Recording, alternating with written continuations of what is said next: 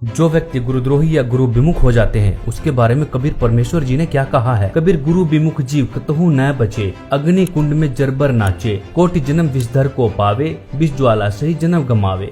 बिष्टा टट्टी माही कर्मी जन्म धरही, कोटि जन्म नरक ही पर ही। गुरु को त्याग देने वाला जीव बिल्कुल नहीं बचेगा। नरक स्थान पर अग्नि के कुंडों में जल बल उबल उबल कर कष्ट पाएगा।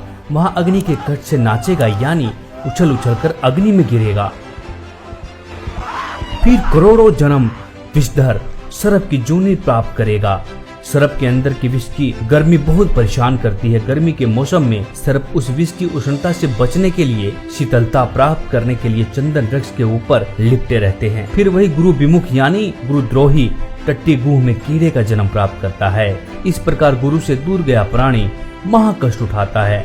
यदि गुरु नकली है तो उसे त्याग कर पूर्ण गुरु की शरण में चले जाने से कोई पाप नहीं लगता। व्यक्ति पार हो गए और जो बीच में स्लिप कर गए वो नहीं पार हो पाए, लेकिन गुरुद्रोही नहीं बने। गुरुद्रोही जो बनेगा उसको भगवान साथ नहीं देगा। वैसे तो गुरु से विमुख हो गए तो भी हानि घनी होगी, और गुरुद्रोही को तो परमात्मा कहते हैं असंग जन्म तक फिर मनुष्य जीवन ही नहीं मिलेगा। भाई जो गुरु बचन पे डट गे रकट गे फंद 84 के। मंजू बहन ने अपनी ही एक वीडियो में खुद ये बोला है कि सदगुरुदेव जी ने पवन और संजय को गुरुद्रोही घोषित कर दिया है। कोई भी निदान का पैसा ना दे और इनकी किसी भी बात को ना माने।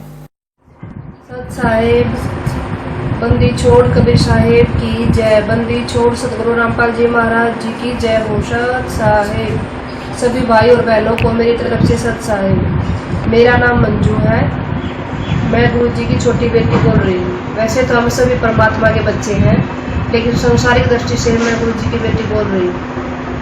आज 4 अगस्त 2014 को मैं आप सबको 2016 को मैं आप सबको ये बताना चाहती हूँ कि हम गुरुजी से सप्ताह में 2 बार मिलने के लिए जाते हैं। गुरुजी ने पवन जयपुर और संजय दिल्ली को गुरुद्रोही बता दिया है।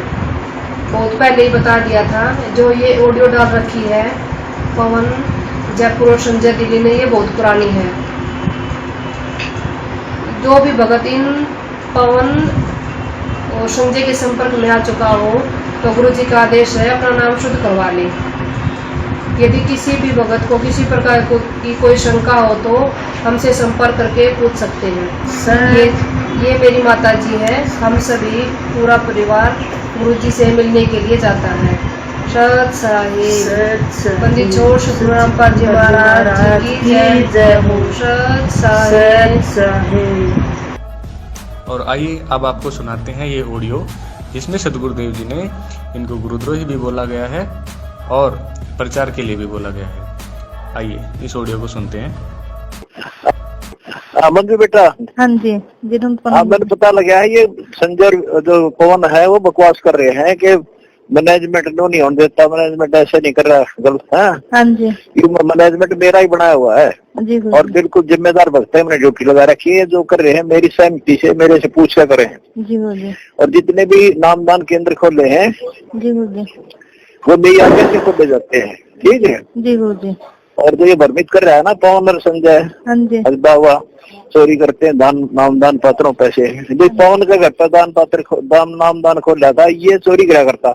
जी जब वहां से छीनना इससे इसने सारे चोर दिखे हैं। दुष्ट ने सारी संगत से कह दो और मेरी आवाज भेज दो जी गुरु जी कि विश्वास रखो हमारे ऊपर। जो कर रहे हैं परमात्मा कर रहे हैं और मेरी आज्ञा से हो रहा है। सब ठीक चल रहा है। किसी की बात तब ना दियो ना बेड़ा, कभी नष्ट हो जाओगे, भक्ति खत्म हो जाएगी तारी। ये तो काल के दूत हैं, काल में भेज रखे हैं तारा नाश करने खातिर। तो अगर मैनेजमेंट नहीं करा तो ये क्या कर रहे हैं संजय पवन? इनसे पूछो। बकवास करे मेरे तो फोन पे आगे बात भी नहीं कर सकते। जो कोई संशय है मेरे से पूछ लो, रोज फोन करूँ तारे पास में घर पे। हाँ जी। तो फिर भी किसी को शंका हो ना भगत में तो आप यहाँ रोक तक आ जाए आपके पास। जी गुरु जी मेरे से डायरेक्ट बात कर ले। औरों की क्यों सुनते हो तुम? इनकी बात अब माइयो, नहीं तो भगवान से दूर हो जाओगे। मुश्किल शेरा पाया है। सारी संगत ने बोल दे मेरा आशीर्वाद है। ये सब खेल मेरा ही हो रहा है।